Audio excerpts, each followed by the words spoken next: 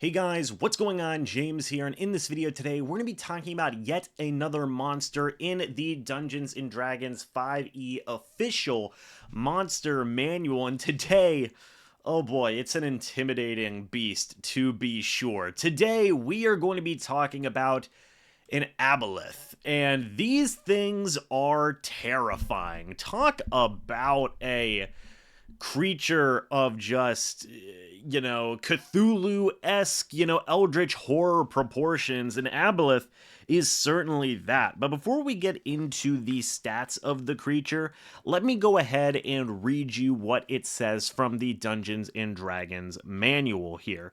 Could it be that Aboleths are older than the gods? That before the Divine Ones came to be such horrors shaped the multiverse? Now there's a chilling thought. That was from Vikir Zeker, Githzerai, philosopher and author of the Far Realm Real Yet Unreal. Now, to get into the Aboleth here, it says as follows. Before the coming of the gods, Aboleths lurked in primordial oceans and underground lakes. They reached out with their minds and seized control of the burgeoning life forms of the mortal realm.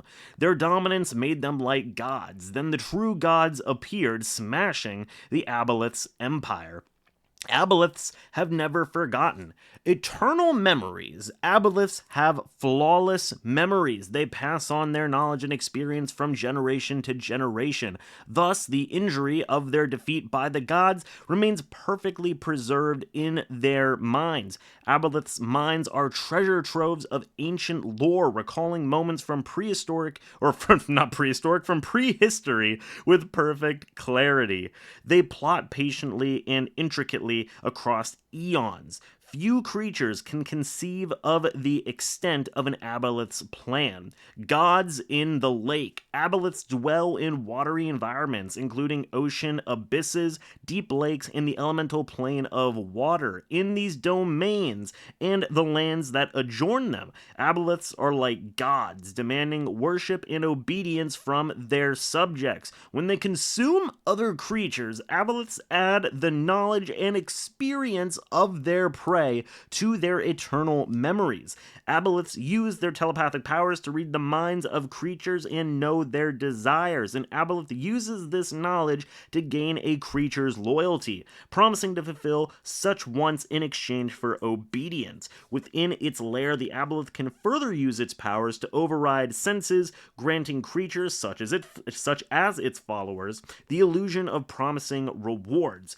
Enemies of the gods. The Aboleth's fall from power is written in stark clarity on their flawless memories, for Aboleths never truly die. You heard that right. If an Aboleth's body is destroyed, its spirit returns to the elemental plane of water, where a new body coalesces for it over days or months. Ultimately, Aboleths dream of overthrowing the gods and regaining control of the world. Aboleths have had untold eons to plot and prepare their plans for perfect execution.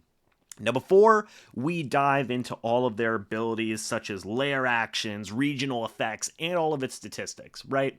The first thing that comes to mind with me whenever I read about an Aboleth is, number one, these things have so much potential to be used as a boss creature. I know a lot of, this creature is a challenge rating of 10, and some people consider the Aboleth weak, but, when I read all of that, the amount that a DM can story build around an Aboleth, if you just want to make a stronger Aboleth, give it some more stats, bump up its health, you can literally craft an entire campaign around an Aboleth or a group of Aboleths, right? This is a creature that used to have an empire before the gods themselves. That power alone is terrifying, right?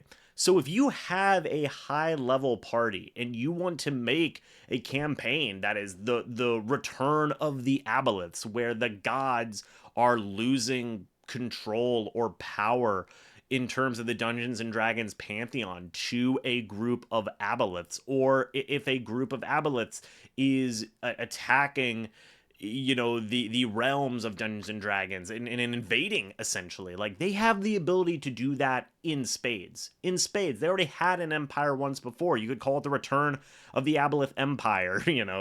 Star Wars reference there. I don't know. The Aboleths strike back. But that's one thing that comes to mind, right? When I think of an Aboleth, I don't think of just, oh, this is just a fun Eldritch Horror-esque lair boss with essentially like a campaign ending boss per se, or something that you do midway through a campaign or towards the end of a campaign. No, I feel like this is something where if you craft it right and if you really work on it story-wise, you could make a whole campaign around Aboleths and just what their abilities are and the history and the lore around Aboleths. It really is a great creature that you can do so much with, in my opinion.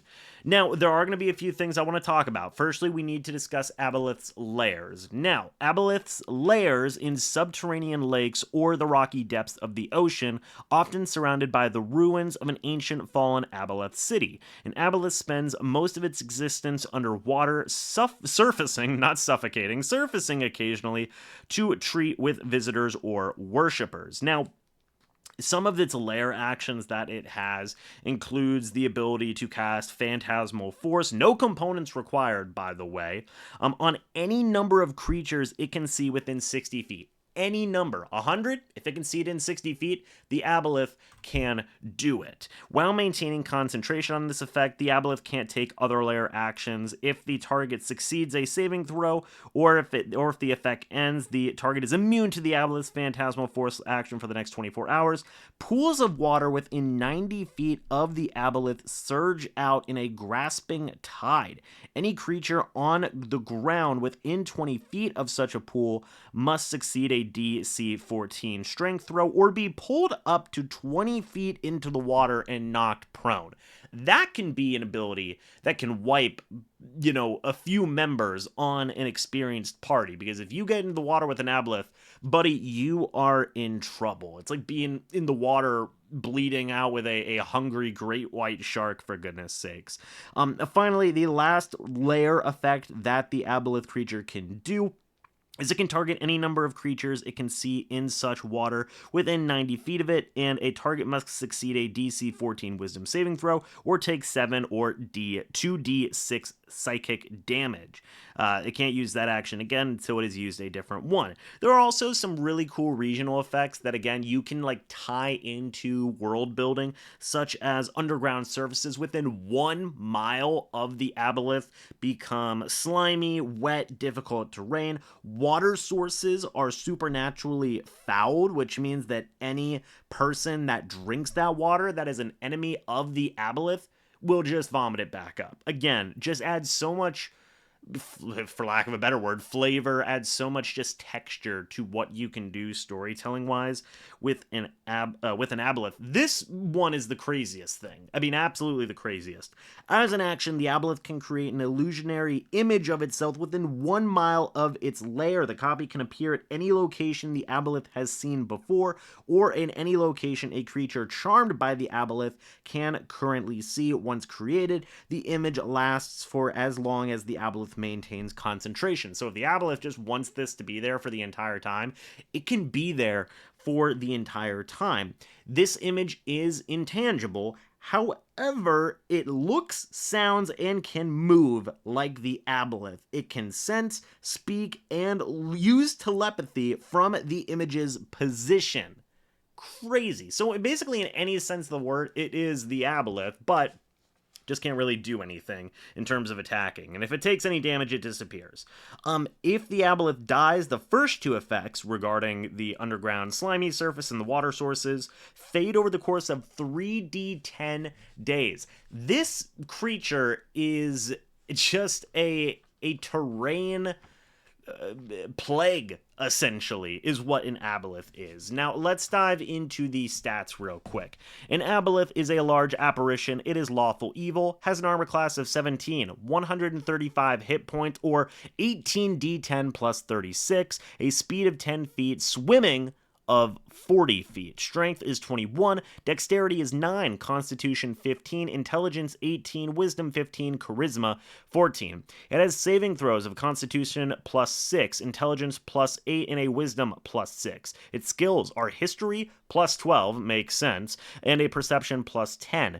Dark vision for 120 feet, passive perception of 20. It knows deep speech and telepathy for 120 feet. It is a challenge rating of 10, 5,900 experience. The Aboleth can breathe in air or in water. While underwater, the Aboleth is surrounded by transformative mucus. A creature that touches the Aboleth or that hits it with a melee attack within 5 feet of it must make a DC 14 Constitution saving throw. On a failure, the creature is diseased for 1d4 hours. The diseased creature can only breathe underwater. Are you kidding me? You can't even hit this thing with melee attacks. Otherwise, you run the risk of not being able to breathe normal air. It also has probing telepathy as well. If a creature communicates telepathically with the Aboleth learns the creature's greatest desire if the Aboleth can see the creature. The Aboleth can also make 3 tentacle attacks on any turn. It is a melee attack, plus 9 to hit, a reach of 10 feet, 1 target per attack. It is doing a damage of 12 or 2d6 plus 5 bludgeoning damage. If the target is a creature, it must make a DC 14 Constitution saving throw or become diseased. The disease has no effect for 1 minute and can be removed by any magic that cures diseases after 1 minute. The diseased creature's skin becomes translucent and slimy. The creature can't regain hit points unless it's underwater, and the disease can be removed by only a heal or another disease curing spell of 6th level or higher. My goodness, man. When the creature is outside a body of water, it takes 6 or 1d12 acid damage every 10 minutes unless moisture is applied to the skin before 10 minutes have passed. So if you get hit by a tentacle from this Aboleth, you're going to be in some deep trouble. Let's just say that. You're going to be in some deep trouble here. It can also make a tail attack, plus 9 to hit, reach of 10 feet, 1 target, 15 damage, or 3d6 plus 5 bludgeoning damage. Now, it does also have a few actions in here as well, such as Enslave, which it can use 3 times per day. It targets a creature from 30 feet away. The target must make a DC 14 Wisdom saving throw, or until the Aboleth dies, or it is returned to a different plane of existence from the target. The charmed target is under the Aboleth's control and can't take reactions, and the Aboleth and the target can communicate telepathically with each other over any distance. See, this is what I'm talking about whenever you consider a long-term campaign where an Aboleth is the big bad, right? Where an Aboleth is the main guy, or you have a group of Aboleths. You have so much you can do here with just the Enslave ability alone. You can make a whole army that worships and follows these Aboleths. It's absolutely incredible. When the charm target takes damage, the target can repeat the saving throw. On a success, the effect ends. No more than once every 24 hours, the target can also repeat the saving throw when it is at least 1 mile away from the Aboleth. So that does add a bit of let's just say a wrench in the plans of, maybe some like targets, maybe some enemies that are like super far away in other towns, like sleeper agents for an Aboleth, basically. But it's still possible. It is still certainly possible. Legendary actions, you can take 3 legendary actions as an Aboleth. You can use Detect, makes a Wisdom Perception check, a Tail Swipe, makes 1 tail attack, or a Psychic Drain, where 1 creature charmed by the Aboleth takes 10 or 3d6 damage, and the Aboleth regains hit points equal to the damage of the creature taken.